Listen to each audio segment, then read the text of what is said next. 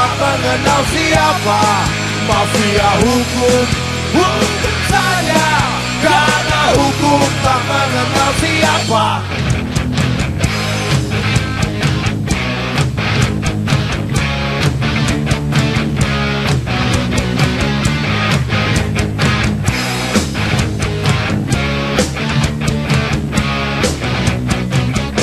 Kami sampaikan kepada KPK, jangan pernah mundur sejengkal pun.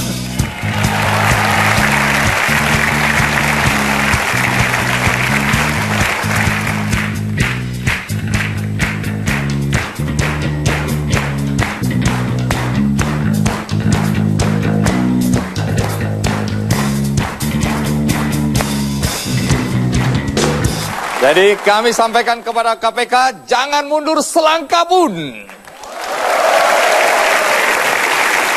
Dan lagu bertema kritik tentang perilaku korupsi di Indonesia itu yang dinyanyikan oleh teman-teman Navikula cocok dengan tamu kita kali ini. Mari kita sambut Abraham Samad.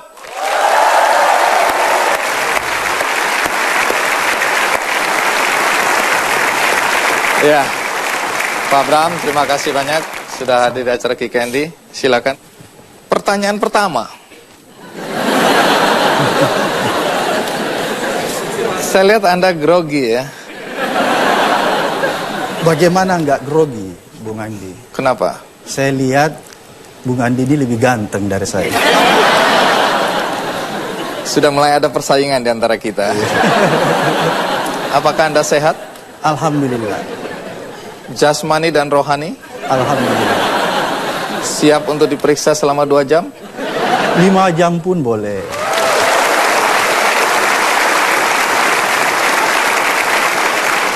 Pertanyaan pertama. Apa yang terjadi pada hidung Anda? Di belakang tadi, Pak Abraham menceritakan sesuatu yang belum pernah saya dengar. Apa yang terjadi pada hidung Anda? Yang ini kan tulangnya keluar ya, Bang Andi. Kenapa? Dulu waktu zaman-zaman SMA, saya suka olahraga tinju. Di pelipis saya ini ada pecah sedikit. Apa itu membuat Anda nggak pernah takut? Salah satunya mungkin. Tapi kemudian yang lebih membuat saya tidak takut mungkin sama saja dengan penonton yang hadir di sini. Kalau kita coba memahami dan mendalami agama lebih dalam, pastilah kita yakin bahwa kita hanya boleh takut kepada Maha Pencipta.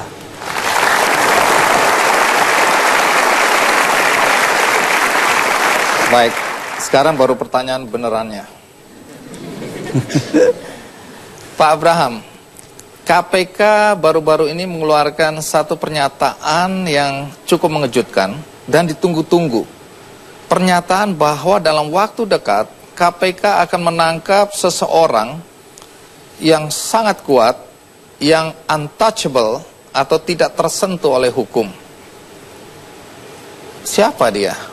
Saya kurang tahu persis dari mana pernyataan ini, Bung Andi. Tapi yang saya ingin katakan bahwa kelima komisioner kita ada komitmen bahwa sebelum kita mengakhiri masa kepemimpinan kita berlima, maka kita meminta kepada penyidik-penyidik kita yang ada di KPK untuk mempercepat semua proses-proses hukum terhadap orang-orang yang kita duga selama ini punya resistensi, ya, punya kekuatan, baik kekuatan finansial maupun kekuatan kekuasaan. Itulah yang kita sebut mungkin untouchable, ya. Kenapa ini kita lakukan? Karena kita khawatir bahwa tidak ada jaminan setelah kami berlima selesai, kemudian dilakukan rekrutmen ulang, maka terpilih orang-orang yang sesuai harapan masyarakat. Karena kita tahu bahwa proses seleksi di KPK berujung pada akhirnya di DPR. Itu yang kekhawatiran kita. Baik, Anda menyebut orang-orang kuat, artinya lebih dari satu itu ya? Iya, kira-kira begitu. Di atas 10? Jadi mungkin susah memprediksi jumlahnya, tapi kita ingin mendorong. Sebenarnya semangat pernyataan itu, Bung Andi, kita ingin mendorong anak-anak kita yang ada di KPK untuk segera menuntaskan kasus-kasus yang kemungkinan besar kasus-kasus ini punya resistensi ya, karena orang-orang ini punya kekuasaan, punya duit dan lain-lain sebagainya. Dan kita khawatir kalau misalnya kasus-kasus ini tidak terselesaikan di masa periode kita, ini ada masalah di periode ke depan kalau misalnya yang terpilih orang-orang yang tidak sesuai lagi dengan harapan masyarakat. Itu yang kita khawatir sebenarnya. Baik, menarik ya kekhawatiran Anda, dan juga menarik juga untuk terus bertanya tentang siapa orang-orang itu. Saya belajar dari penyidik-penyidik KPK untuk pantang menyerah. Jadi saya akan terus mencari jawaban dari Anda.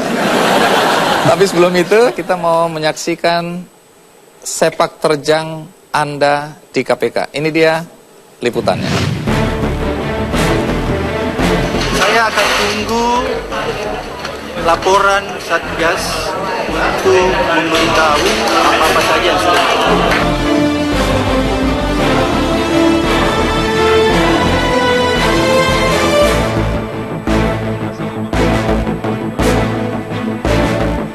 Menjadi orang nomor 1 di KPK bukanlah sebuah jabatan semata bagi Abraham Samad. Baginya, ini adalah amanah yang besar dan harus dilaksanakan dengan sebaik-baiknya. Dengan jujur dan berani, Abraham Samad melakukan tugasnya sebagai penegak hukum dengan segala resiko yang akan dihadapinya. Menciduk siapapun yang terbukti terlibat dalam korupsi. Semua orang sama kedudukannya di depan hukum.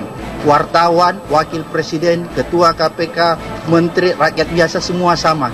Tidak ada privilege, tidak ada keistimewaan. Oleh karena itu semua bisa diperiksa. Sosok Abraham Samad yang tegas dan tak pandang bulu ini menjadikannya orang paling ditakuti oleh para koruptor di negeri ini.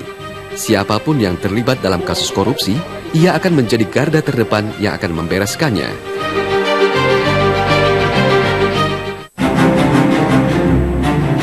Saya nggak perlu diminta mundur. 1 tahun, kalau saya tidak bisa berbuat apa-apa di KPK, saya jauh-jauh datang dari Makassar ini. Saya akan mundur dengan sendirinya. Keberanian pria berusia 48 tahun ini tak perlu diragukan lagi. Dalam kepemimpinannya, KPK telah menunjukkan taringnya dengan diungkapnya berbagai kasus besar yang menyeret banyak nama-nama penting di negeri ini.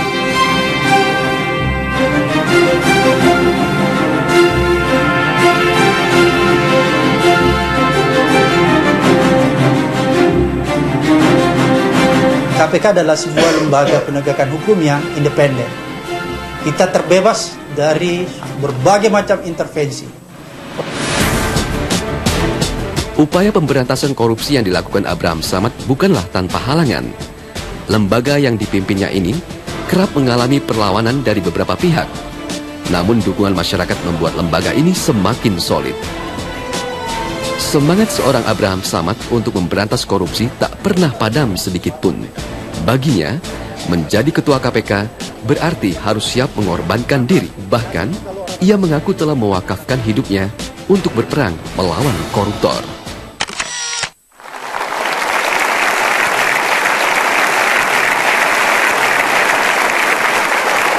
Baik, statement yang kuat mengenai semua orang punya kedudukan yang sama di mata hukum. Ini juga selalu didengungkan oleh banyak pendekar hukum, banyak hakim, pengacara, dan sebagainya. Tapi kita juga menyaksikan pengkhianatan-pengkhianatan yang terjadi di bidang hukum, di mana rasa keadilan masyarakat itu terkoyak-koyak. Anda sebagai ketua KPK masa kini atau saat ini menyebutkan bahwa ada sebagian orang-orang yang selama ini dianggap tidak tersentuh oleh hukum. Saya menebak-nebak, tapi di masyarakat muncul beberapa nama, dan ini sudah muncul ke permukaan di media massa. Salah satu nama yang disebut-sebut adalah Edi Baskoro atau Ibas. Dalam beberapa persidangan namanya disebut-sebut. Sampai di sini apakah nama ini termasuk yang tidak bisa disentuh hukum? Jadi Bung Angdi, kalau Anda lihat dan mencoba menoreh ke belakang, di masa lalu hampir dipastikan tidak pernah ada seorang menteri dijadikan tersangka oleh penegak hukum yang ada di negeri ini. Dan fakta sekarang menunjukkan KPK sudah menjadikan tersangka 3 orang menteri aktif, bahkan 1 sudah ditahan dan vonisnya sudah selesai. Itulah yang menandakan bahwa KPK tidak pandang bulu. Orang-orang inilah yang maksud saya di masa lalu orang yang tidak akan mungkin disentuh oleh hukum, untouchable. Itu yang pertama. Kemudian yang kedua, di masa lalu kita tidak pernah menyaksikan seorang wakil presiden bisa dihadirkan di persidangan. Dan ketika hadir di depan persidangan, Bung Endi bisa saksikan sendiri lewat layar televisi betapa hebatnya jaksa penyidik KPK menghadapi tanpa keraguan-raguan sedikit pun. Inilah sesuatu yang menurut saya luar biasa yang nggak pernah terjadi di negeri ini selama ini. Mungkin gara-gara itu masyarakat kemudian berharap lebih lagi. Karena kalau contohnya adalah wakil presiden dan kasusnya adalah Bank Senturi, maka salah satu yang juga diharapkan dan dianggap menjadi bagian dari kasus ini adalah presiden. Sampai di sini, apakah KPK punya nyali untuk memanggil presiden dan memeriksanya untuk kasus korupsi? Jadi seperti tadi saya katakan bahwa KPK bertindak itu berbasis pada alat bukti. KPK tidak pernah gentar dan tidak pernah memberikan keistimewaan kepada orang-orang tertentu sekalipun orang itu misalnya menjabat sebagai presiden. Ya, menarik. Saya akan lanjutkan karena nama yang juga muncul ke permukaan belakangan ini adalah Ibu Megawati Soekarno Putri dalam kasus BLBI. Orang kemudian bertanya-tanya apakah Ibu Mega ini termasuk yang untouchable. Tapi nanti saya akan tanyakan. Kita rehat sejenak, ikuti terus Ki Kendi.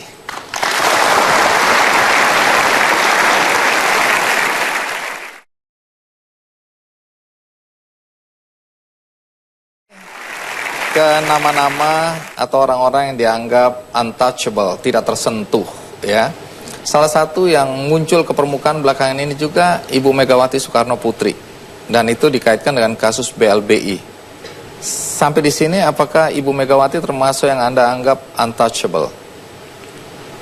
Bagi saya, Ibu Megawati nggak untouchable, karena Ibu Megawati sudah menjadi rakyat biasa.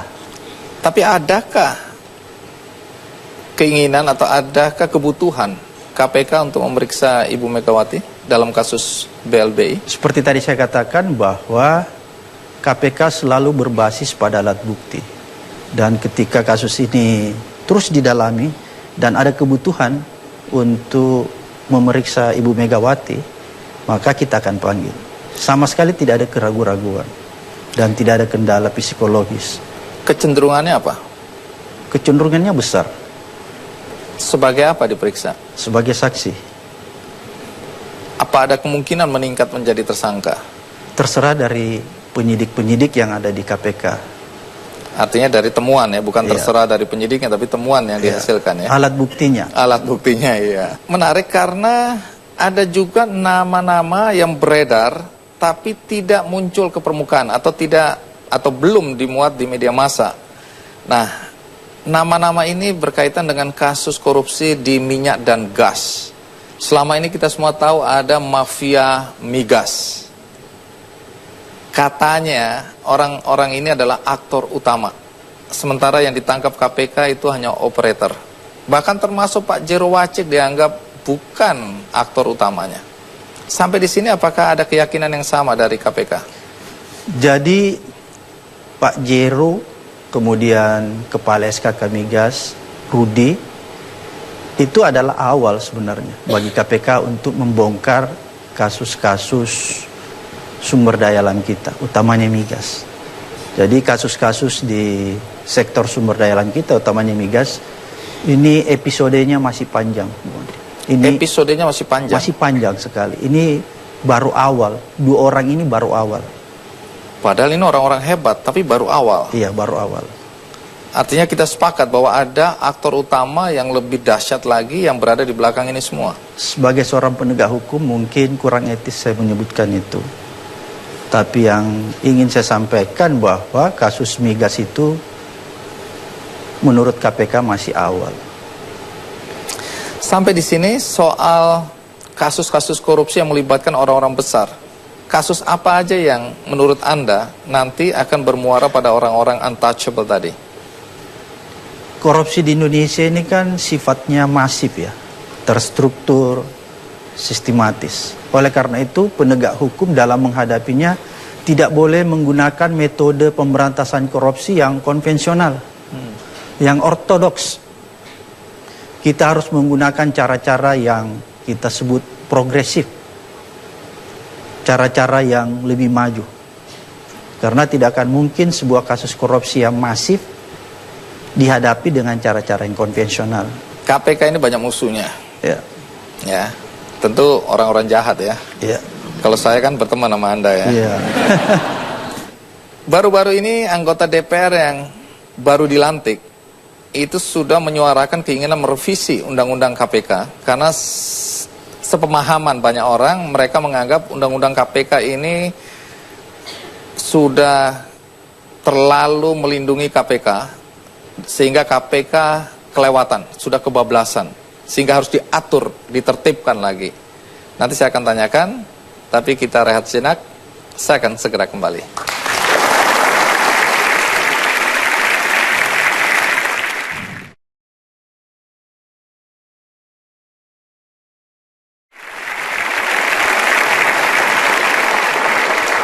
Pak Abraham, walaupun baru dilantik,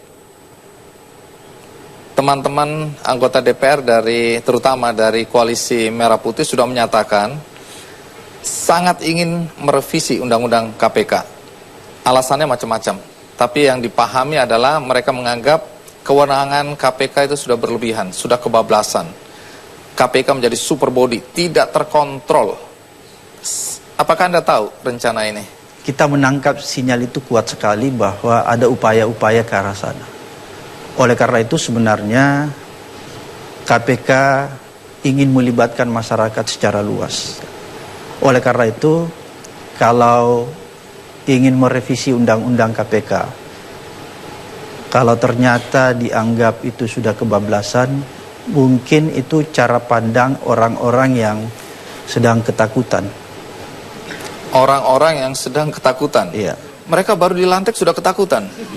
Mungkin saja karena mungkin di masa lalu mereka termasuk orang-orang yang jalan hidupnya tidak benar. Ya. Jadi cuma dikasih kesempatan bisa terpilih jadi anggota DPR dan dengan melakukan money politik sehingga yang bersangkutan bisa terpilih. Dan mulai khawatir. Mulai khawatir. Tapi alasan yang muncul ke permukaan yang disampaikan mereka berkali-kali adalah justru untuk menguatkan KPK. Ada kontrol internal. Sampai di sini Anda percaya dengan alasan itu? Saya melihat itu dalil pembenaran ya. Jadi sama sekali tujuannya sebenarnya bukan ingin menguatkan, tapi ada niat terselubung. Niat apa itu kira-kira? Ya, niat terselubung itu sebenarnya ingin mempreteli kewenangan KPK ya. Termasuk salah satu misalnya kewenangan penyadapan dan lain-lain sebagainya. Oleh karena itu menurut hemat saya bahwa orang-orang yang berniat ingin mempreteli kewenangan KPK insya Allah akan berhadapan dengan rakyat dan pasti tidak mendapat restu dari yang di atas. KPK bekerja sangat didasari oleh aturan-aturan yang ada. Boleh kita tanya di Kementerian Informasi Komunikasi bahwa satu-satunya lembaga penegak hukum yang paling taat untuk dilakukan audit terhadap fungsi penyadapan itu adalah KPK dibandingkan dengan aparat-aparat penegak hukum. Sekarang ini kalau KPK mau menyadap seseorang perlu minta izin atau tidak? Tidak perlu. Tapi Anda didorong untuk minta izin. Apa akibatnya kalau harus minta izin dulu? ada beberapa hal yang bisa terganggu.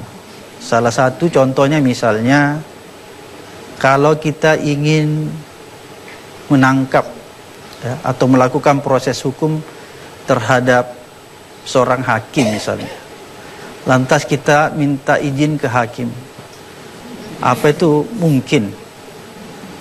Saya berpikiran kalau itu dilakukan maka pastilah operasi itu akan bocor ya, jadi tidak akan mungkin. Kalau KPK tidak diberikan kewenangan yang luar biasa, maka menurut hemat saya tidak ada gunanya KPK hadir di negeri ini.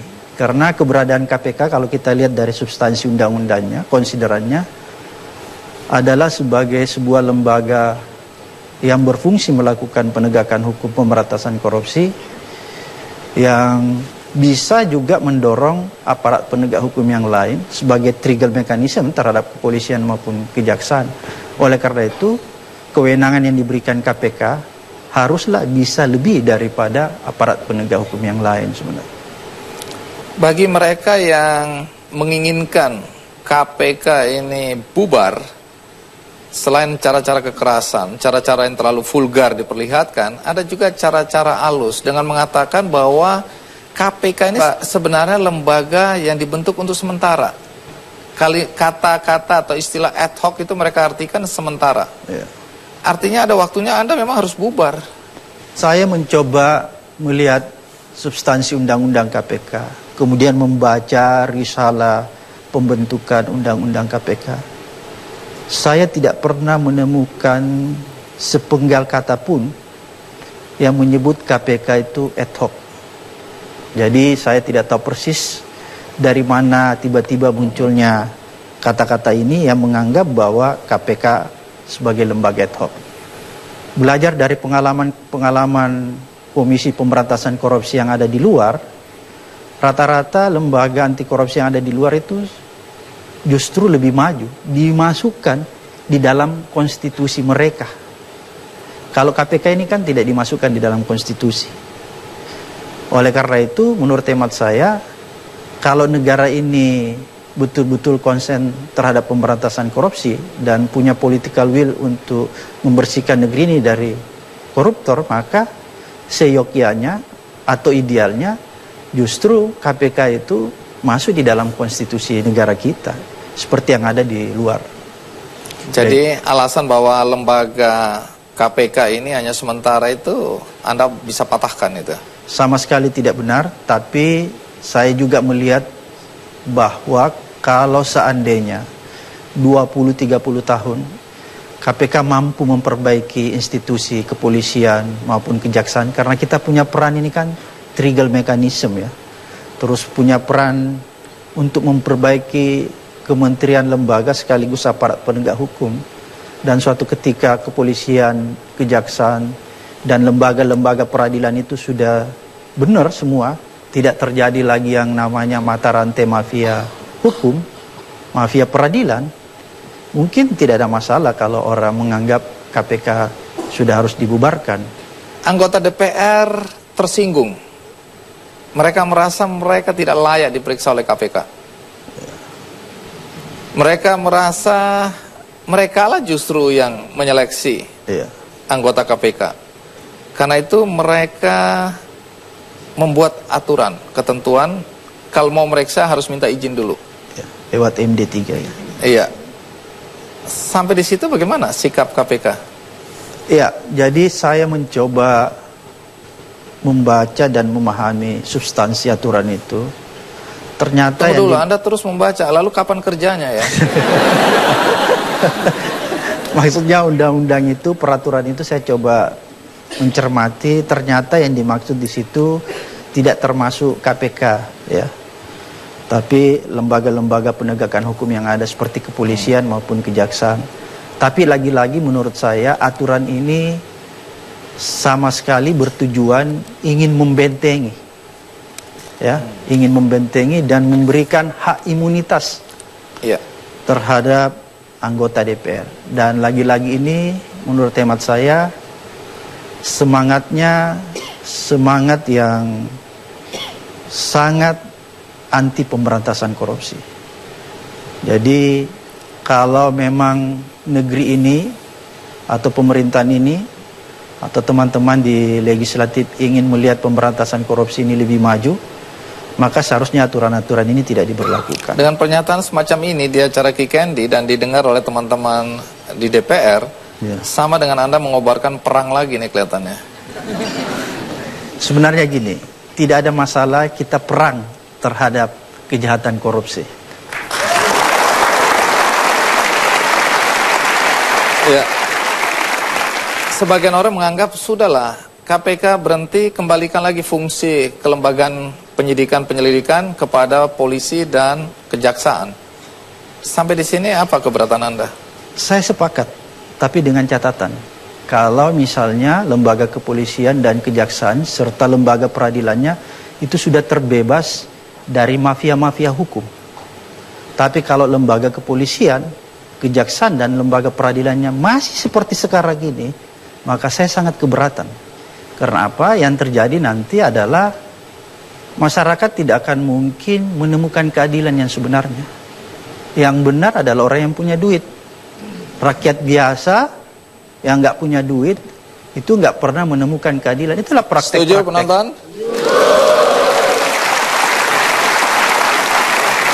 Saya setuju. Dan inilah yang membuat sebenarnya negeri kita terpuruk sampai sekarang ini. Kita punya momentum sebenarnya memperbaiki ketika tahun 98, ketika awal reformasi. Tapi kelihatannya kita lupa, kita sibuk pada saat itu membenahi struktur perpolitikan kita. Kita lupa membenahi struktur penegakan hukum kita. Berikutnya tentang kegeraman KPK berkaitan dengan pembebasan bersyarat sejumlah koruptor dan pemberian remisi yang dianggap terlalu royal oleh pemerintah. Saya akan tanyakan hal ini, tapi sekali lagi kita rehat, saya akan segera kembali.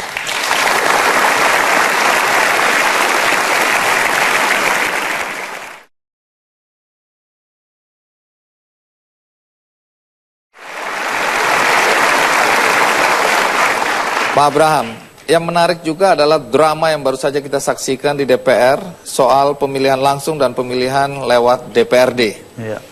Nah, sebagian anggota DPR berpendapat pemilihan langsung oleh rakyat itu menyuburkan korupsi. Korupsi akan meningkat. Sementara saya dengar dari teman-teman KPK sebaliknya, bahwa pemilihan lewat DPRD lah yang punya peluang korupsi lebih besar. Jadi mana yang benar ini? Berdasarkan analisis kita ya, bahwa kalau kita melihat data dari Direktorat Jenderal Otonomi Daerah dari tahun 2004 sampai tahun 2014, anggota DPR baik yang ada di tingkat kabupaten, kota, provinsi dan pusat yang terjerat kasus korupsi itu sebesar 3.000 lebih dibandingkan dengan bupati, wali kota, serta gubernur yang terjerat kasus korupsi itu jumlahnya 300 lebih.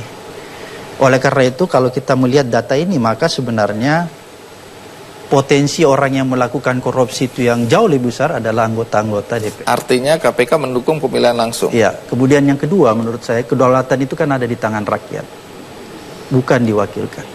Oleh karena itulah kita mendorong supaya pemilihan wali kota, bupati, gubernur, dan presiden itu harus tetap dijalankan secara langsung. Mengembalikan.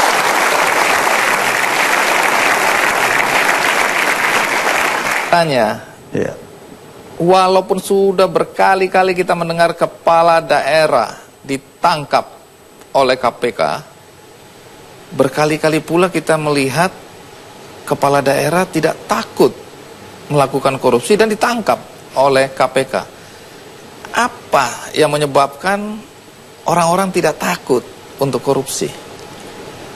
Pertama, kalau kita bicara korupsi ini kan ada dua hal, Pak Andi ya. Kita harus bicara individu dan sistem.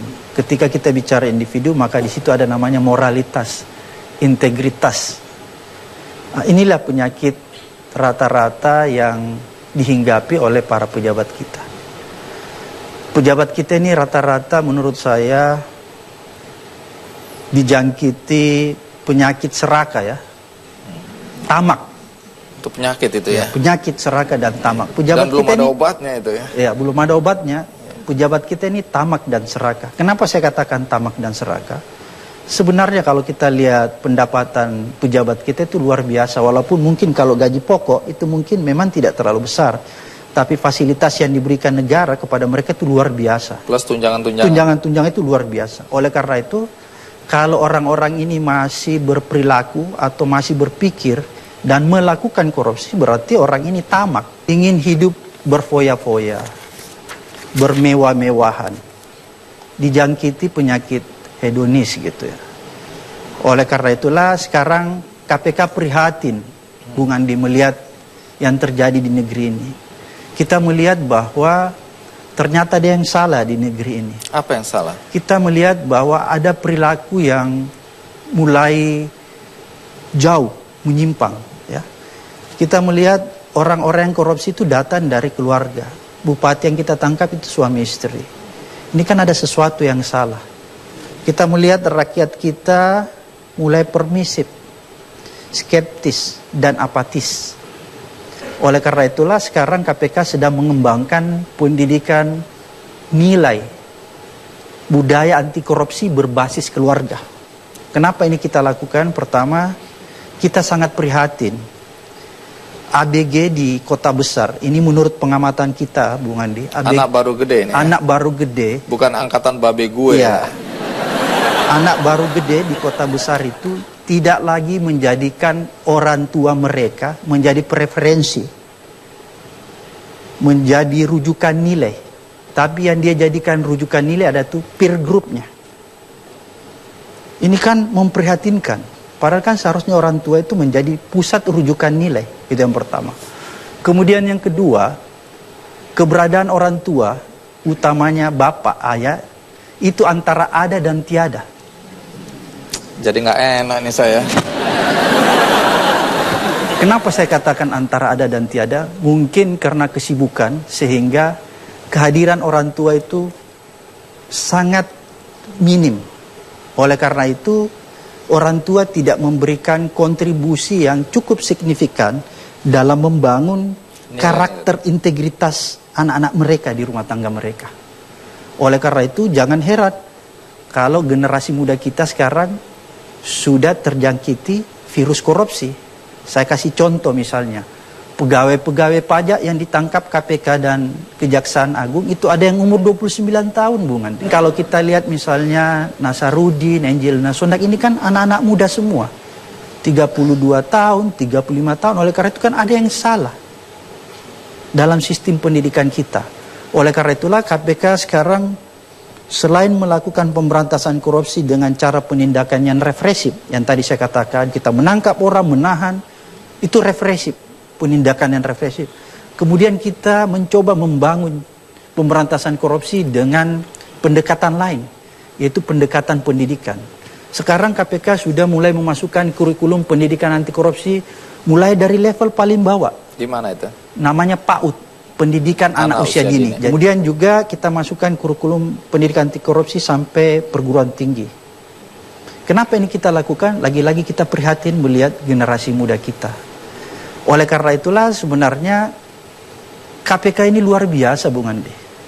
Masyarakat harus mencintai. Kenapa saya katakan masyarakat harus mencintai KPK? KPK tidak hanya memikirkan cuma menangkap menahan orang saja, tapi dia memikirkan generasi anak-anak ibu yang ada di rumah.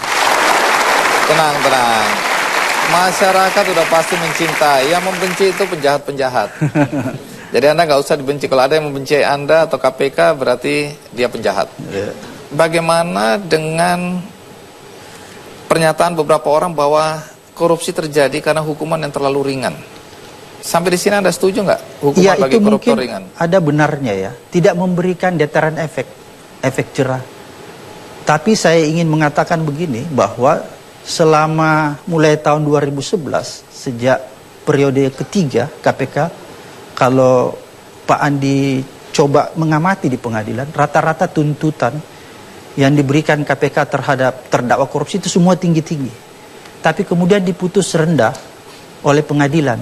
Dan yang memperparah lagi, karena Kementerian Hukum dan HAM ini mengobral mengobral namanya remisi dan pembebasan bersyarat. Ya, oleh karena itu sebenarnya kalau kita ingin memberikan deterrent efek terhadap pelaku-pelaku korupsi, criminal justice system kita ini harus dibangun secara bersama-sama. Jadi bukan cuma KPK saja, pengadilannya juga harus punya semangat yang sama dengan KPK untuk memvonis dengan hukuman yang tinggi.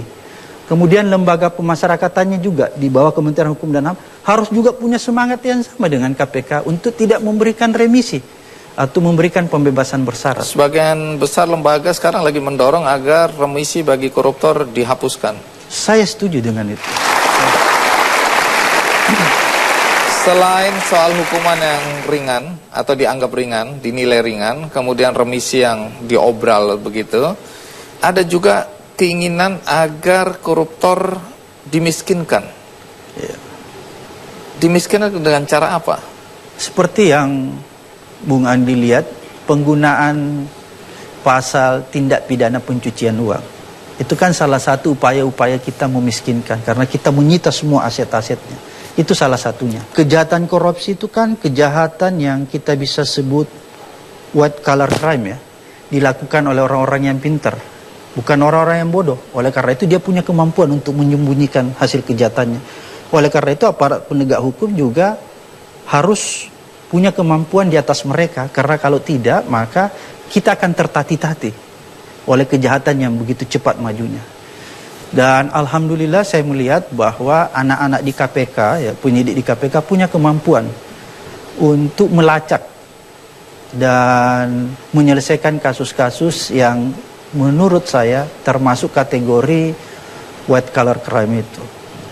Jadi dan Anda sekali lagi Bung Andi, di KPK itu yang hebat bukan Abraham Samad, Wah, tapi para penyidik. Berarti selama ini salah Iya, saya salah. ya. Jadi yang hebat itu anak-anak penyidik kita, anak-anak kita yang punya kemampuan. Mereka yang sudah jengkel, marah, putus asa, bilang sudah koruptor dihukum mati saja. Anda setuju atau tidak? Begini.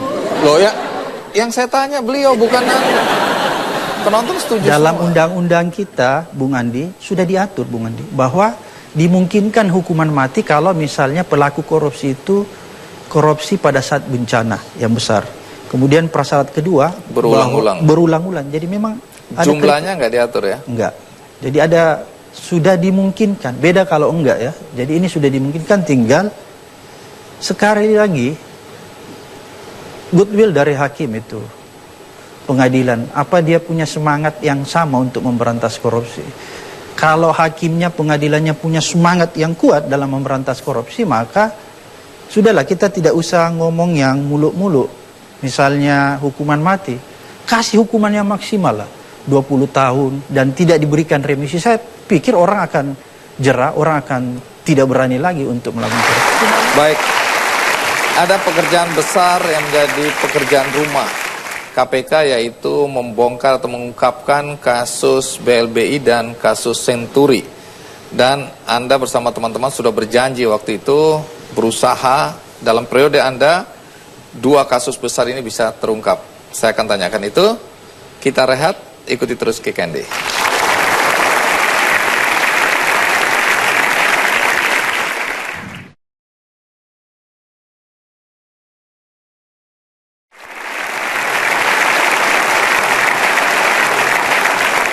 Dahulu di abad-abad yang silam, negeri ini penduduknya begitu serasi dalam kedamaian.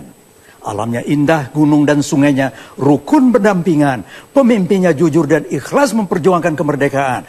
Ciri utama yang tampak adalah kesederhanaan. Hubungan kemanusiaannya adalah kesantunan dan kesetiakawanan. Semuanya ini fondasinya adalah keimanan. Tapi kini negeri ini berubah jadi negeri copet, maling dan rampok. Bandit, maklar, pemeras, pencoleng dan penipu. Negeri penyogok dan koruptor. Negeri yang banyak omong, penuh fitnah kotor. Begitu banyak pembohong tanpa malu mengaku-ngaku berdemokrasi, padahal di benak mereka mutlak dominasi uang dan materi. Tukang dusta, jago intrik dan ingkar janji. Kini mobil tanah deposito dinasti, relasi dan kepangkatan, politik, ideologi dan kekuasaan disembah sebagai Tuhan. Ketika dominasi materi menggantikan Tuhan. Kini negeri kita penuh dengan wong etian, gendeng dan sinting. Negeri padat, jelema, gelo, garelo, orang gilo, manusia gila, kronis patologis, secara klinis nyaris sempurna, infausta. Jika penjahat-penjahat ini dibawa ke depan meja pengadilan, apa betul mereka akan mendapat sebenar-benar hukuman? Atau sandiwara tipu-tipuan ini terus-terus diulang dimainkan? Divonis juga, tapi diringan-ringankan. Bahkan berpuluh-puluh dibebaskan. Lantas yang berhasil mengelak dari pengadilan, lari ke luar negeri dibiarkan. Dan semuanya itu tergantung pada kecil besarnya uang sogokan. Di Republik Rakyat Cina, koruptor dipotong kepala.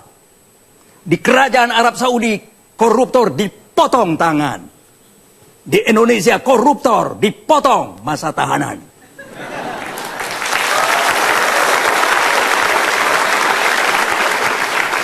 Kemudian berhanyutanlah nilai-nilai luhur luar biasa tingginya. Nilai keimanan, kejujuran, rasa malu, kerja keras, tenggang rasa, pengorbanan, tanggung jawab, ketertiban, pengendalian diri, remuk berkeping-keping, akhlak bangsa, remuk berkeping-keping. Dari barat sampai ke timur, berjajar dusta-dusta, itulah kini Indonesia. Sogok menjogok menjadi satu, itulah tanah air kita Indonesia. Kami muak dan bosan. Muak dan bosan. Kami sudah lama kehilangan kepercayaan.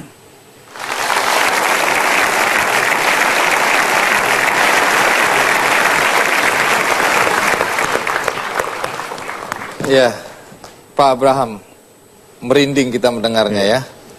Ungkapan perasaan seorang Taufik Ismail itu seakan-akan mewakili ungkapan perasaan berjuta-juta rakyat Indonesia saat ini.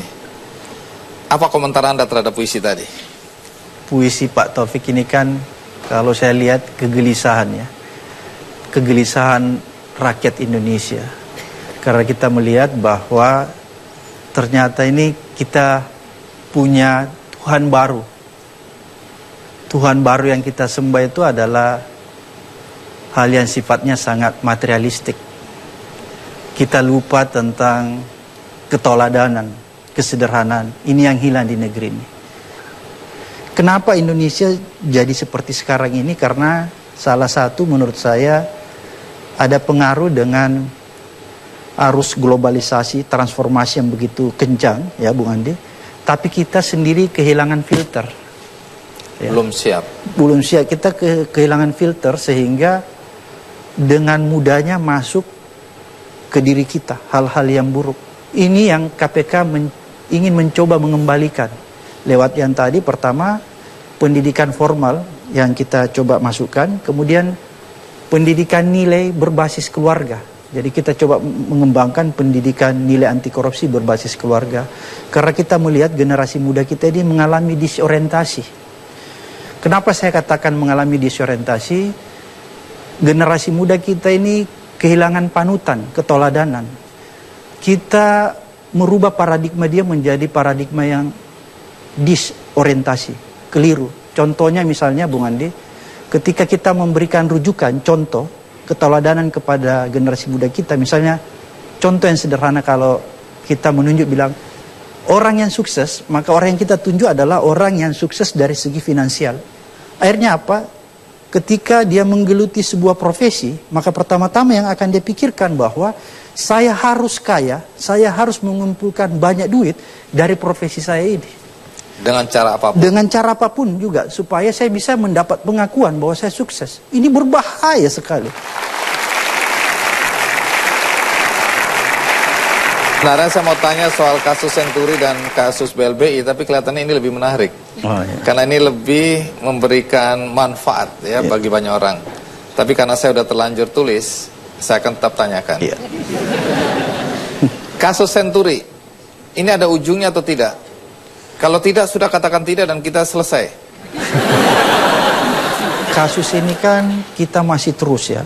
Sekarang misalnya sudah ada yang divonis si Pak Budi Mulya. Kemudian mungkin dalam vonis itu ada orang-orang yang disebutkan bahwa orang-orang ini turut bertanggung jawab. Tapi kan kemudian kita tidak bisa langsung menindaklanjuti karena kita harus tunggu putusannya ingkrah dulu agar supaya dia berkekuatan hukum tetap. Itulah yang menjadi bukti kita untuk orang-orang ini nanti kita ajukan kembali. Jadi begitu mekanisme. Tapi terlalu lama, orang sudah mulai pesimistis bahwa KPK di era Anda ini akan mampu untuk mengungkapkan. Padahal Anda dulu berjanji di era Anda lah kasus ini akan terungkap.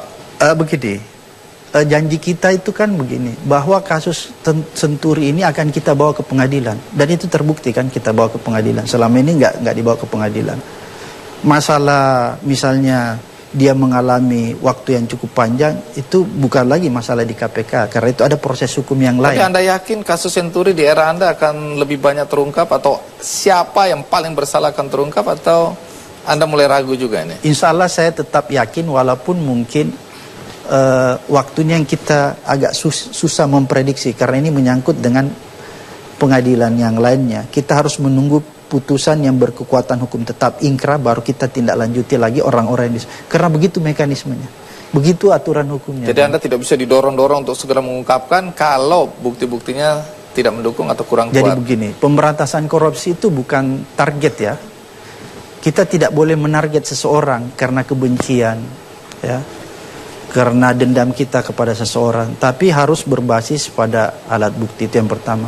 Kemudian yang kedua, kita juga tidak bisa diintervensi, kan gitu. Karena lagi-lagi dia harus berbasis pada bukti-bukti dan fakta-fakta.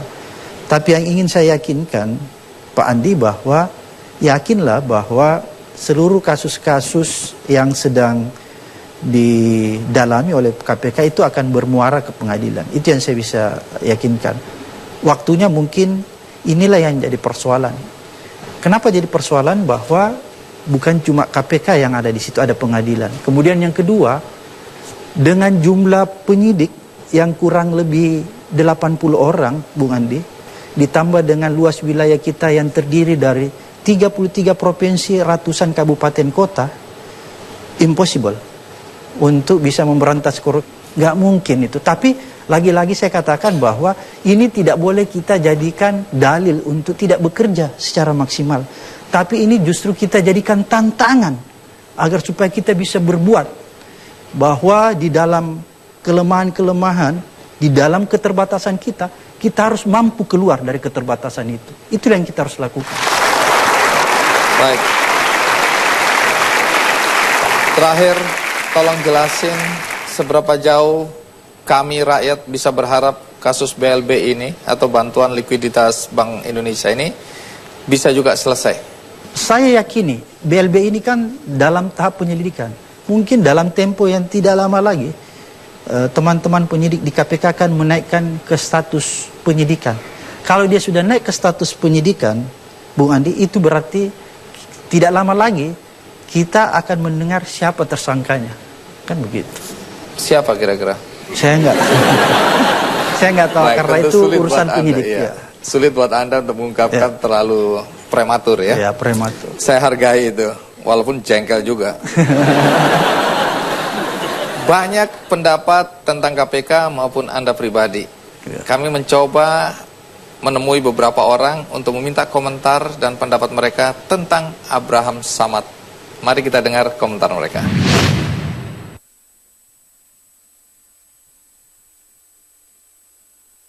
Sering memberantas korupsi. Kerjanya udah lumayan bagus. Operasi tangkap tangan. Hancurkan korupsi. Abraham Samad. Berantas korupsi. Ya, lembaga yang menyeramkan. Keren. Tanpa kompromi. Berani. Harus tegas. Luar biasa. Masyarakat berharap banyak. Agak tebang pilih kali ya. Banyak yang ketangkep. Pemberantasan mafia-mafia. Koruptor. Ada kasus yang belum terungkap. Membanggakan. Ada harapan gitu.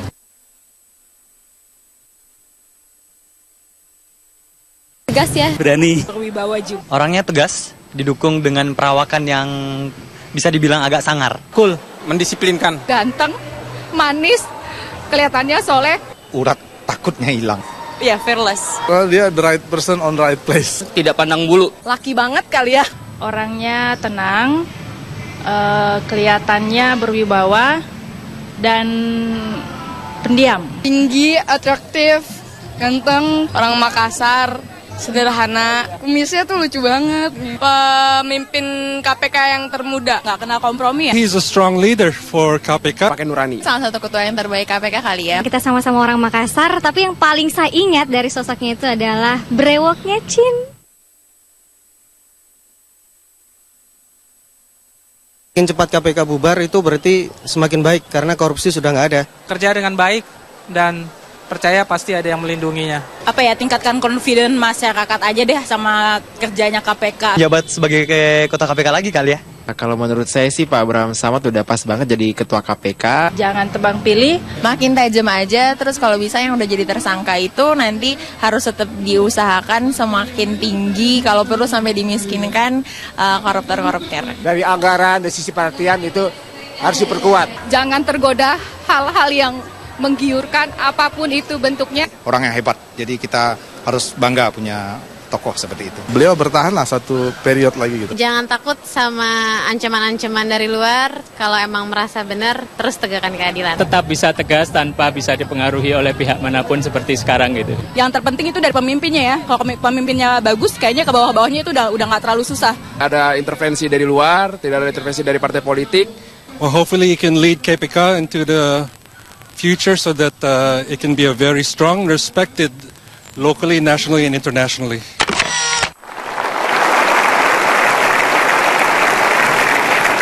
Kalau wanita rata-rata bilang kumis dan jenggot Anda seksi. Mulai besok saya akan meniru model Anda.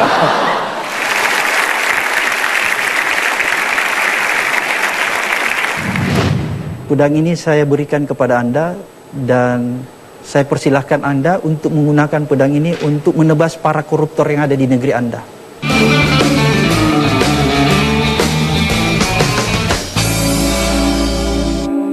Dipersembahkan oleh, didukung oleh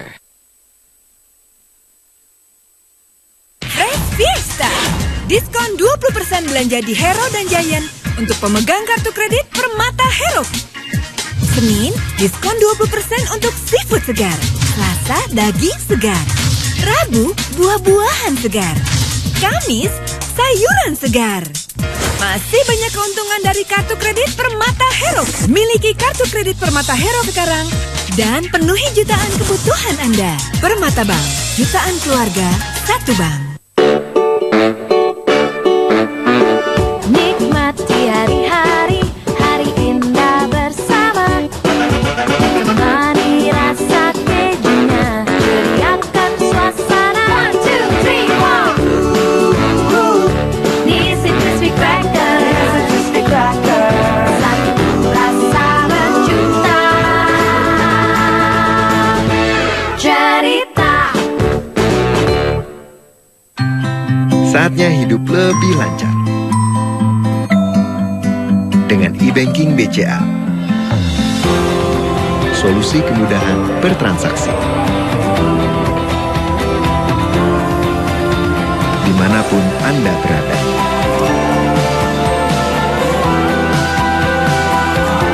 Hidup lebih lancar. E-banking BCA. Saat nyeri sendi terjadi berulang-ulang di tempat yang sama, oleskan Joinfit Roller Gel. Dengan glukosamin dan nanoteknologi menjadikan partikel lebih kecil. Joinfit, jauhkan nyeri dari sendi. Kombifat.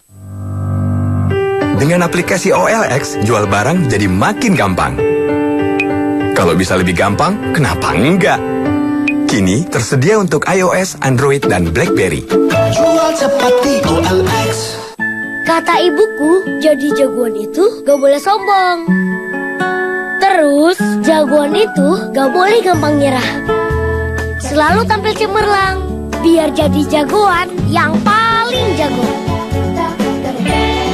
Sebagai seorang ibu, selalu kusajikan nasi pulen yang enak untuk kebutuhan nutrisi jagoanku dari beras berkualitas. Ibu! Beras cap ayam jago, terasa kualitasnya. Bangun pagi sebelum ayam merebut rezekimu.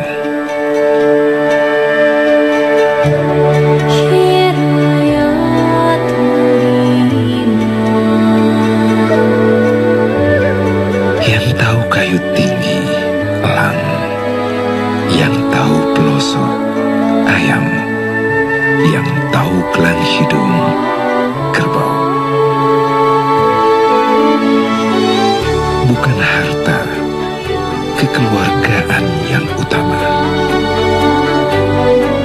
Kami di Mandiri Prioritas tidak pernah berhenti memahami dan mendalami kearifan tradisi Indonesia demi mempersembahkan segala yang terbaik untuk menjaga dan mengembangkan aset Anda. Mandiri Prioritas, mengerti Indonesia, mengerti Anda. Saat nyeri sendi terjadi berulang-ulang di tempat yang sama, oleskan Joint Fit Roller Gel. Dengan glukosamin dan nanoteknologi menjadikan partikel lebih kecil. Joint Fit, jauhkan nyeri dari sendi. Kombepat.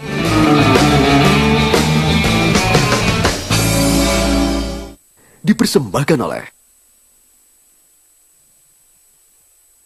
didukung oleh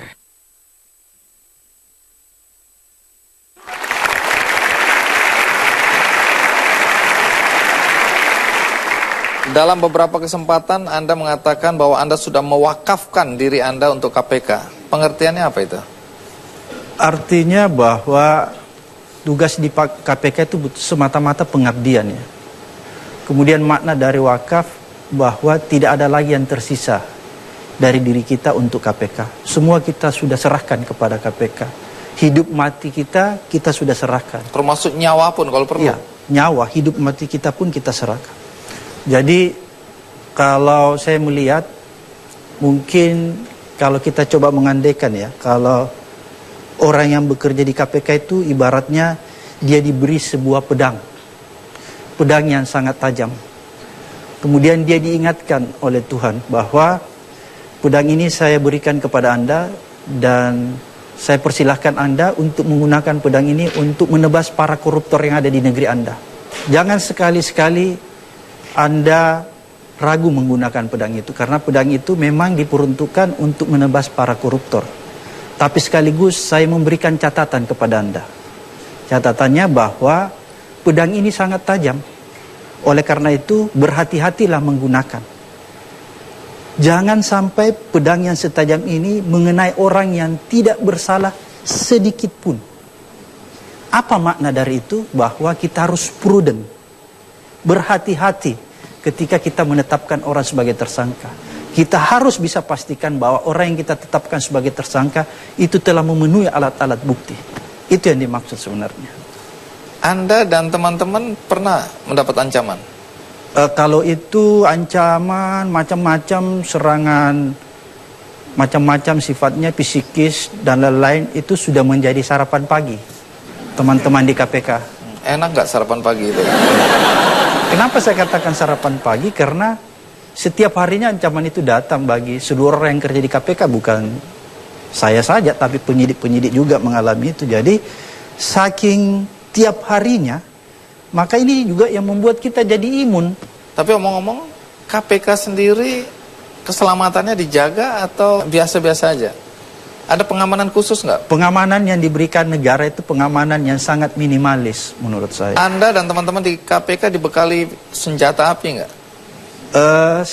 Dipersiapkan ya, maksudnya disediakan. Anda pernah pakai pistol? Anda bawa pistol nggak? Nggak ada. Rata-rata pimpinan KPK sekarang ini yang jilid 3 itu tidak mengambil. Kenapa Anda nggak mau? Karena Anda terancam. Saya nggak tahu persis apa pertimbangan teman-teman nggak mengambil, saya pun nggak mengambilnya. Tapi mungkin lebih kepada bahwa seperti tadi yang saya katakan, kita sudah mempercayakan 100% bahwa nyawa seseorang itu akan dicabut oleh Yang Maha Kuasa, bukan oleh manusia. Jadi kita yakin itu. Oleh karena itulah akhirnya perlindungan itu kita mintakan juga kepada yang di atas, bukan kepada negara. Ya. Kita tahu di Indonesia pun ada hakim yang ditembak, ya, ada pengusaha dalam persaingan bisnis ditembak mati juga semua. Jadi artinya kemungkinan ditembak itu ada, bukan tidak ada di negeri ini. Tapi oke lah, anggap aja Anda tidak takut pada ancaman semacam itu. Tapi ada ancaman pembunuhan lain yang lebih canggih, yaitu melalui santet. Sampai di sini Anda takut nggak disantet? Ada satu hal yang saya yakini, Bung Andi, bahwa di agama apapun itu sudah nyata-nyata dijelaskan bahwa makhluk yang paling mulia yang pernah diciptakan Tuhan itu adalah manusia. Oleh karena itu, makhluk lain di luar manusia itu bukan makhluk yang mulia. Oleh karena itu, kalau makhluk lain bukan makhluk mulia, dia tidak akan mungkin mampu membunuh atau menyakiti orang yang lebih mulia daripada dia. Baik, lepas dari risiko mau ditembak, mau dibacok, atau mau disantet, ya, untuk membunuh orang-orang KPK, bagi mereka yang tidak suka, karena lawan Anda ini adalah orang-orang yang kuat secara finansial, kekuasaan, mereka bisa lakukan apa saja. Dengan risiko itu, atau semua risiko itu, berapa sih gaji KPK ini? Cukup untuk makan dan lain-lain sebagainya. Ada yang bilang pas-pasan, pas mau beli mobil ada, pas mau beli rumah ada, pas mau apa aja ada. Cukup itu berapa? Menurut saya tidak menderita. Tidak menderita itu berapa?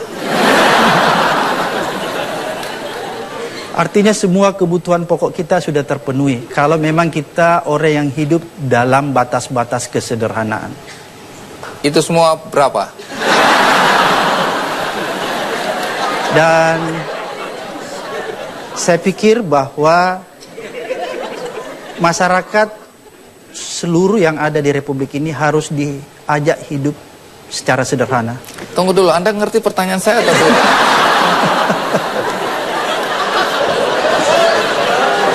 Saya sedang bertanya tentang angka. Anda jawabnya ngalor ngidul. Sebenarnya beliau hanya main-main karena angka atau gaji KPK itu mudah dilihat. Tinggal buka, browsing, semua data sudah ada. Saya punya angkanya. Dengan gaji seperti itu dan risiko sebesar itu, apakah Anda menganggap ini pantas? Ini kan relatif, Bung Andi, ya. Gaji, nilai itu kan sangat relatif. Tapi lagi-lagi yang ingin saya katakan bahwa mungkin pimpinan KPK ini orientasi hidupnya memang orientasi hidup yang biasa-biasa saja, yang sederhana, sehingga kita menganggap gaji yang kita diberikan oleh negara itu sudah sangat pantas. Karena ini soal orientasi hidup sebenarnya.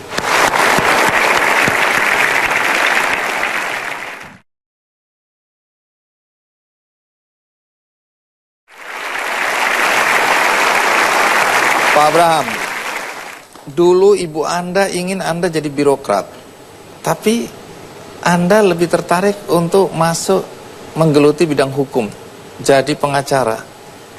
Bisa cerita kenapa Anda durhaka terhadap ibu?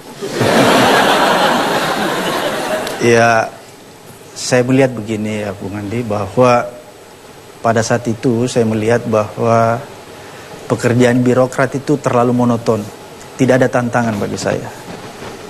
Saya suka pekerjaan yang penuh tantangan dan bermakna. Jadi itu alasan Anda ya. Nah, untuk menjadi pengacara pada saat itu, Anda katanya mengidolakan Pak Baharudin Lopa. Dan Anda kemudian ingin jadi pengacara. Sebelum Anda memutuskan, Anda katanya bertemu dengan Pak Baharudin. Iya. Atau Pak Lopa. Saya masih ingat ketika itu beliau jadi Dirjen Lembaga Pemasyarakatan. Iya. Saya bertemu di rumah jabatan beliau itu di Pondok Bambu, di perumahan di situ. Sore hari beliau pakai sarung, dan kebetulan saya cukup akrab karena waktu di Unhas beliau yang mengajar saya juga. Oh, Anda muridnya ya? Iya, dosen juga. Jadi saya cukup akrab, cukup dekat. Jadi ketika saya sampaikan keinginan saya, dia sempat tertegun dan kemudian memberi saya wejangan. Dia bilang, boleh Anda jadi seorang pengacara, boleh Anda jadi seorang penegak hukum, asalkan Anda jadi seorang pengacara, bukan pengacara perampok atau penjahat. Dia ngomong begitu sama saya. Saya bertanya, apa yang dimaksud dengan pengacara penjahat? Dia bilang, janganlah Anda menjadi pengacara yang memperjualbelikan kebenaran untuk mengejar materi semata. Itu pesan Pak Lopa waktu itu? Itu pesan mereka. Anda mengidolakan Pak Lopa ya. Beliau juga mantan Jaksa Agung. Ya. Bukan bermaksud menakut-nakuti Anda ini. Pak Lopa karena lurusnya hidup beliau semasa hidup, banyak juga dimusuhin orang. Sehingga ketika beliau meninggal mendadak, spekulasi atau rumors yang beredar, beliau itu diracun. Saya tentu tidak mendoakan Anda seperti itu. Tapi, adakah sebagai Ketua KPK, Anda mengantisipasi kemungkinan Anda juga, bukan berarti Pak Lopa diracun ya, Anda diracun? Sebagai manusia biasa, yang pertama-tama kita harus punya ikhtiar, kemudian berserah diri kepada yang dia. Ikhtiar kita itulah bagian dari mengantisipasi. Ya. Apa yang dilakukan? Ada protapnya nggak? Bagi Anda, kalau Anda, saya kasih minum tadi, saya lihat Anda minum tanpa check and recheck. Ya, jadi begini. Itu kalau tadi saya suntik racun, Anda sudah geletak di sini. Saya pernah berdiskusi banyak dengan tokoh-tokoh agama. Ada pesan yang bisa saya petik dari diskusi saya dari berbagai macam tokoh-tokoh agama yang non formal. Apa yang mereka katakan ke saya, bahwa kalau kita berjuang di jalan yang benar, maka percayalah bahwa kita selalu mendapat perlindungan dari Allah Subhanahu wa Ta'ala. Berarti tanya, apa makna dari itu? Maka yakinlah bahwa setiap tindak tanduk Anda selalu dalam perlindungan. Oleh karena itu, misalnya kalau ini tadi racun, kalau Anda berjalan di jalan yang benar, dan ketika Anda mau minum minuman ini, Anda kalau sebagai umat muslim pakai basmalah ya biasa, percayalah Tuhan akan melindungi. Racun ini akan berubah menjadi bukan racun. Jadi mungkin saja racun tadi yang diberikan, tapi enggak lah, Anda jangan nuduh begitu, kan saya bercanda, Anda serius sekali. Nah, maksud saya begini, percayalah kalau orang yang berjalan di jalan yang benar itu akan mendapat perlindungan dari yang di atas. Oleh karena itu, kalau saja ada orang yang berniat jahat, misalnya memasukkan racun itu ke dalam minuman Anda, tapi Anda yakin betul bahwa Anda berjuang di jalan benar, maka ketika Anda minum, racun itu akan berubah menjadi madu.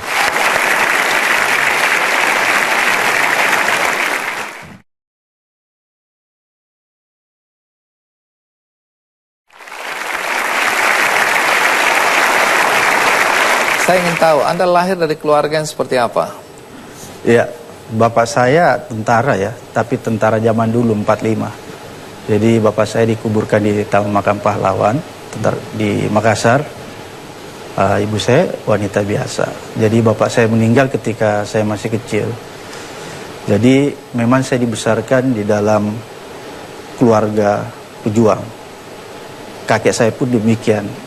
Juga mati ditembak oleh Belanda. Jadi saya hidup dalam keluarga pejuang. Nilai-nilai apa yang diwariskan oleh orang tua Anda kepada Anda? Mungkin nilai-nilai kedisiplinan ya. Itu yang pertama. Kemudian kedua, ibu saya itu mendidik saya secara ketat terhadap apa yang boleh kita miliki dan apa yang tidak boleh kita miliki. Jadi ada pesan ibu saya bahwa janganlah sekali-sekali kamu mengambil barang yang bukan milik kamu, walaupun barang itu sama sekali tidak berharga. Itu pesan ibu saya. Baik, ada baiknya kita ikuti dulu perjalanan hidup seorang Abraham Samad. Ini dia liputannya.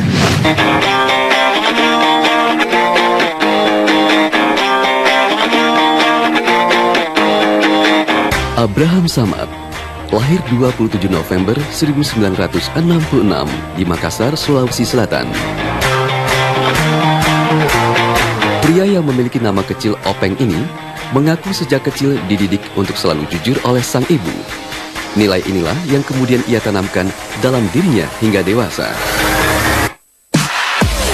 Tahun 1980, setelah menyelesaikan pendidikan dasar, Abraham Samad melanjutkan ke Sekolah Menengah Pertama Nasional Makassar. Di masa ini, Abraham mulai tumbuh menjadi pribadi yang sangat kritis. Lulus sekolah menengah atas, Abraham kemudian melanjutkan pendidikannya di Universitas Hasanuddin Makassar. Dengan memilih Fakultas Ilmu Hukum yang merupakan cita-citanya sejak kecil, hingga meraih gelar doktor di tahun 2010. Semasa kuliah, Abraham dikenal sangat aktif berorganisasi. Ia bahkan pernah menjabat sebagai Ketua Senat Mahasiswa dan Presiden Badan Eksekutif Mahasiswa Universitas Hasanuddin Makassar.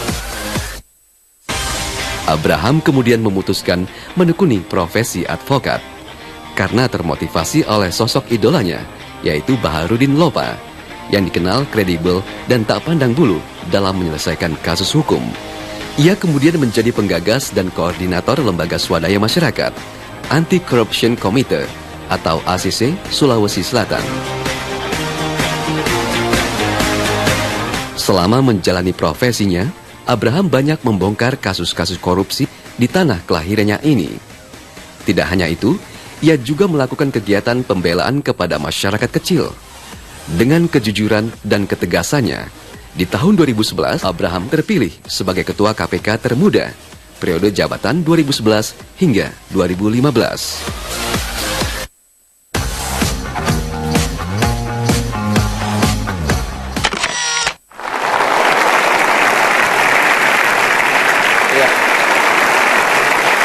Anda dulu kecil dipanggil Openg. Iya. Kenapa dipanggil Openg?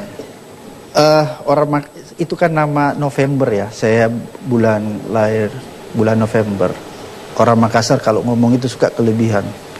Ikang. Iya, gitu mungkin. Oh, itu. Anda senang nggak dengan panggilan Openg? Suka sekali. Waktu kuliah Anda termasuk mahasiswa cerdas atau biasa-biasa saja? Biasa-biasa saja. Jujur ya? Iya, biasa-biasa. Oke. Jujur itu hebat. Iya. Ketika Anda akhirnya mencalonkan diri untuk masuk ke KPK, apakah seizin istri? Bukan sekedar izin, tapi istri saya cukup punya kontribusi mendorong saya secara moral ya. Oh, jadi istri malah mendorong? Iya, karena mungkin istri saya kan juga sama dengan saya, anak tentara, jadi terbiasa dengan hidup yang biasa-biasa saja, yang penuh perjuangan mungkin.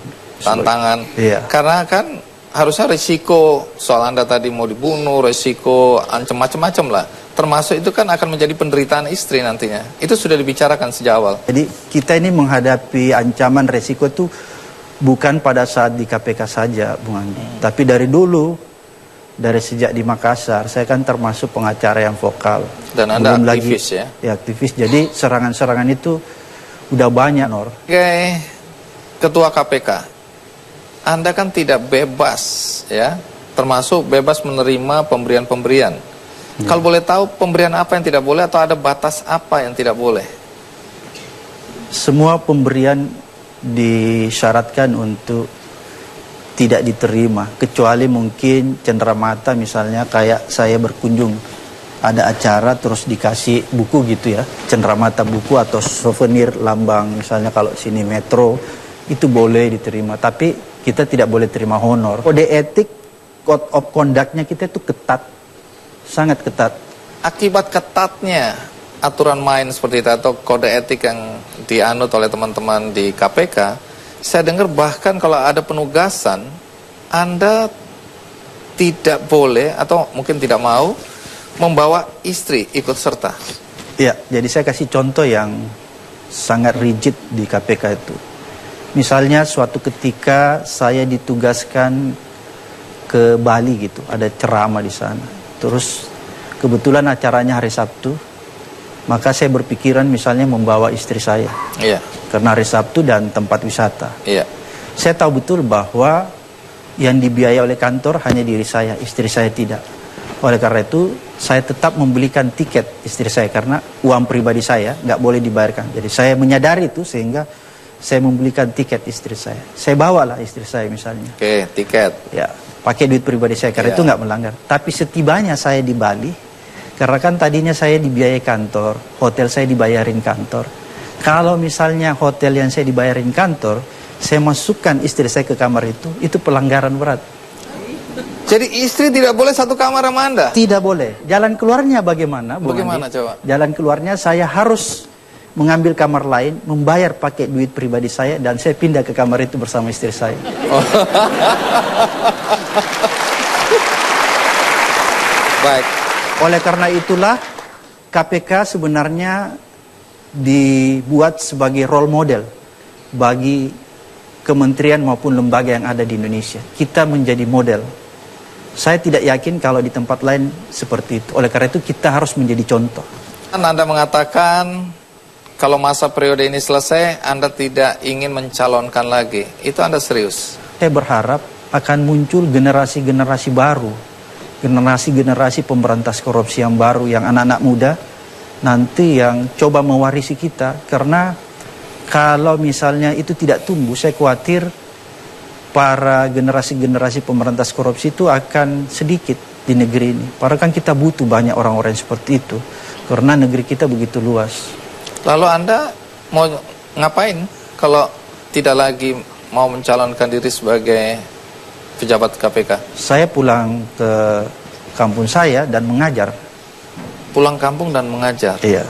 Tapi saya dengar Anda pernah mengatakan juga siap untuk mencalonkan diri menjadi presiden pada pemilihan 2019 nanti. Jawaban saya itu terlontar gara-gara ada pertanyaan. Jadi sebagai guyon, wartawan itu bertanya kepada saya, Pak Bram, apakah Anda bersedia jadi menteri? Saya bilang KPK itu selevel dengan menteri. Bahkan kalau dilihat kewenangan KPK jauh lebih besar daripada menteri. Bisa nangkap Contohnya menteri. bisa nangkap menteri, bahkan bisa nangkap wakil presiden dan presiden. Kalau wakil presiden dan presiden itu bersalah. Bisa loh. Itu kewenangan itu ada. Menangkap host acara televisi gitu? Oh, nggak berani saya. Jangan ya. Saya nggak berani. Iya, biasanya orang bayar. Oke, itu konteksnya. Itulah konteksnya. Terus? Jadi saya bilang, ya bagaimana lagi mau jadi menteri kalau kita punya kewenangan yang begitu besar. Saya bilang terkecuali kalau misalnya kita ini diberi kesempatan untuk memperbaiki negeri ini, jadi presiden pun boleh, saya bilang itu. Itu sebenarnya konteksnya sambil guyon-guyon. Tapi kalau akhirnya ada yang mengajukan Anda untuk calon presiden? Saya pikir masih banyak orang di Republik ini yang lebih pantas. Nanti saya menjadi orang terakhir ketika orang lain sudah tidak ada yang bisa jadi presiden. Pertanyaan terakhir. Apa harapan Anda untuk KPK mendatang?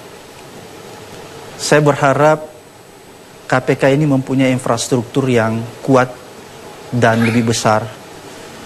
Cita-cita saya KPK itu bisa hadir di setiap provinsi minimal.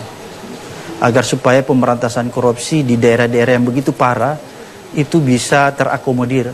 Kedepannya pemerintahan baru yang kita harap dan legislatif yang baru kita harap punya political will, punya goodwill untuk merealisasikan keinginan itu agar supaya pemberantasan korupsi ini bisa terasa.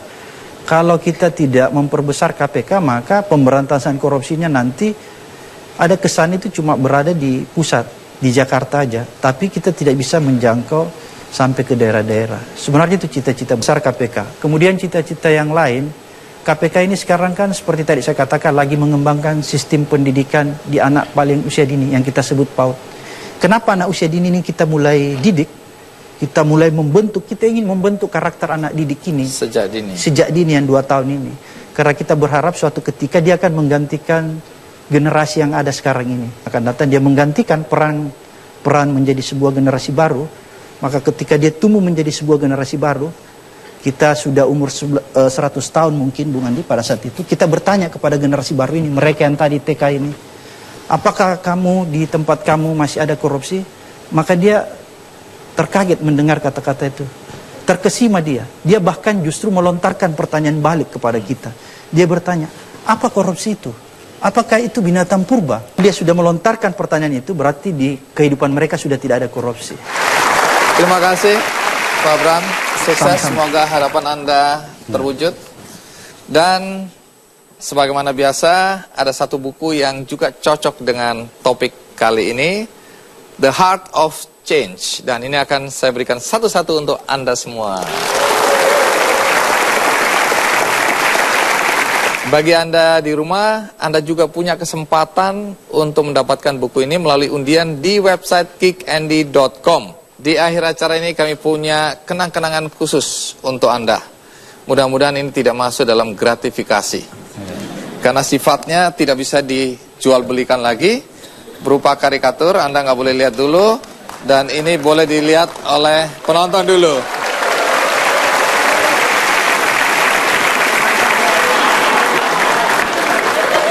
Cocok? Kita kasih? Baru Anda boleh lihat. Iya.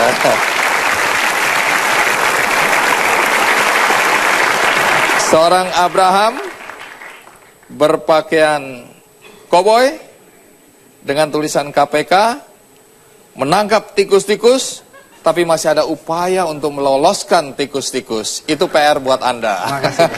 Insyaallah.